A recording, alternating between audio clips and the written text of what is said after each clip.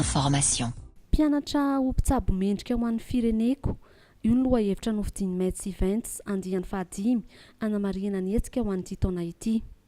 3 andro no anatanterahana izany eto amin'ny Université Antananarivo ka hetsika maro no hita mandritra ireo andro ireo ka izan'izany ny carnaval, ny fambolekazo ary ny hetsika ara-panatanjahantena. Izay eto anivon'ny fikambanan'ny mpianatra eto anivon'ny faculté de médecine izay misy fikambanana anankiefatra moa zany izy io mitambatra ny ao ny fikambanan'ny paramède, ny médecine humaine, dia ny mpitsabo ny vétérinaire ary ny pharmacie ao anankiefatra koa mitambatra miaraka amin'ny mpandrara eto amin'ny faculté ary miaraka amin'ny mpampianatra dia mikarakara hetsika goavambe izay fa nisy moa zany izy ity fa nisy andiany maromaro tamin'ity taona ity zany andiany fahadimy ampitondraina ny lohateny hoe Mets 5e édition. Ny mampiavaka an'ity hetsika ho karakaraina ity izy ity moa zany journée sportive et culturelle ny faculté de médecine. Ao anatin'izay mandritra izay ho tanterahana mandritra ny ao anatin'ny 3 andro manomboka ny alarobia fa 5 ny volana marsa mitohika hatramin'ny zoma fa 7 ny volana marsa 7 sy 10 dia ny akanteneniko teo miavaka dia miavaka izy amin'ity taona ity satria nampitondraina ny thème hoe malagasy traditionnel dia koa ilay teny filamantrany hoe mpianatra mpitsabo mendrika ho an'ny fireneko aseho anatin'ny hetsika ray manontolona dia eo aza zay hoe tanjona ao anatin'ilay izy hoe mampiray ny fikambanana anankiefatra, mampiray ny mpampianatra, mampiray ny mpandrara izay rehetrarehetra ny vony faculté zany dia sady mitona ihany koa no namana rehetrarehetra ao anatin'ilay izy mba hiverina indray mandeha zany hoe ity ny mamalagasy sy ny fitiavana tanindrazana dia tiako ihany mamilazava amintsika ao anatin'ilay hoe misy zavatra anankitelo lehibe zany rehefa fizaran'ilay programme amin'ny ankapobeny hetsika zany. Voalohany dia misy an'ilay grand carnaval premier jour miainga avy eto amin'ny esplanade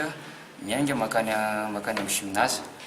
dia manaraka izay ihany koa ao anatin'io zany misy match d'ouverture iarahana amin'ny mpampianatra sy ny mpanabe zany fiarahana mpianatra zany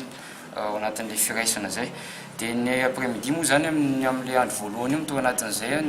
misy grand tournoi izay mbola tsy nisy anankitelo vaovao lehibe. Voalohany tournoi na jeu d'échec zany iarahana fédération d'échec de Madagascar dia faharoa ihany koa misy ny tournoi pétanque izay samby vao nisy tamin'ity koa izy io dia fahatelo misy an'ilay tournoi na PES zany ary nafa mitsabo nisy natao nefa mba afaka mandray anjara ao anatin'izay koa zany zay. Faharoa misy ny ampiavaka an'ity hetsika ity ihany koa izy fambolekazo izay ho tanterahana izay sambany teo amin'ny tantaran'ny faculté sy ny fikambanana moa zany ity fambolekazo ity satria araka ilay tenen'ny président vétérinaire namana teo hoe anisany anatin'ny fiarovana fanehoana fitiavan-tanindrazana zany fiarovana ny tontolo iainana. Dia ny fahatelo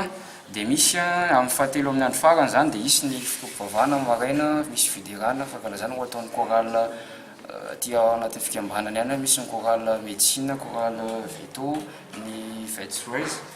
dia ao ihany koa ny chorale ny paramède, ao koa ny chorale ny pharmacie. Dia amin'ny andro ny après-midi amin'ny andro famarana anazy io dia io prestation par promotion traditionnelle anisany mampiavaka anazy moa zany na k'animateur manokana mihitsy dia Francis Turbo no anisany anentana mandritra an'io fotoana io ary ao anatin'io prestation par promotion misy fananana kabary ao misy fananana bofotoa ary amin'ny farany moa zany dia ho faranana amin'ny fanolorana marim-pankasitrahana zany ho an'ireo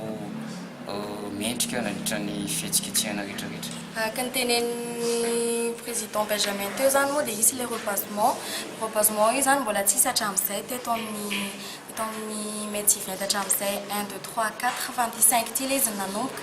Noho izany ny anaovana an'io zavatra io dia fiarovana ny tontolo iainana. Isika milaza fa tia tanindrazana izay zavatra izay no tokony atao voalohany indrindra satria fiarovana ny tontolo iainana fiarovana ny tanindrazana